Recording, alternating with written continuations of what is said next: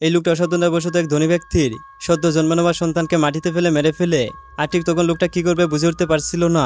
কিন্তু হঠাৎ করে লোকটার স্ত্রী তার সদ্য জন্ম নেওয়া সন্তানকে কুলে নিয়ে লোকটার সামনে এসে দাঁড়ায়। আর কোনো কিছু না বলেই লোকটার কাছে তার সন্তানকে রেখে চলে যায়। এমন সময় লোকটা সেই ধনী ব্যক্তির সন্তানের দিকে তাকায় আর নিজের জন্ম দেওয়া সন্তানের দিকে তাকায়। আর তারপর সঙ্গে সঙ্গে লোকটা একটা দুঃসাহসিক সিদ্ধান্ত নেয়। আসলে লোকটা তার নিজের জন্ম দেওয়া ছেলেকে নিয়েই হাজির হয় সেই ধনী ব্যক্তির সামনে। কিন্তু ধনী মহিলাটি আসল সত্য না জেনেই তিনি তার বংশের ছেলেকে দেখা মাত্রই প্রতিশ্রুতি করেন, এই ছেলেকেই আমি আমার গ্রুপের একমাত্র উত্তরাধিকারী করে তুলব। একথা শুনে গৃহ পরিচালক লোকটা অনেক খুশি হয়ে যায়। তারপর লোকটা চলে যায় মৃত সন্তানকে নিয়ে জলের কাছে। আসলে তার পরিকল্পনা ছিল মারা যাওয়া শিশুটিকে জলের মধ্যে ফেলে দিবে। কিন্তু হঠাৎ করে লোকটা শিশুটির কান্নার শব্দ শুনতে পায়। আর তার পরের দৃশ্য দেখে লোকটা হতবাক হয়ে যায়। আসলে শিশুটি এখনো মারা যায়নি, কিন্তু ভাগ্য ভালো ছিল যে গৃহ পরিচালকের অন্তরে কিছুটা হলেও মানবিকতা বাকি ছিল। তাই লোকটা শিশুটিকে নিজের কাছে রেখে বড় করার সিদ্ধান্ত নেয়।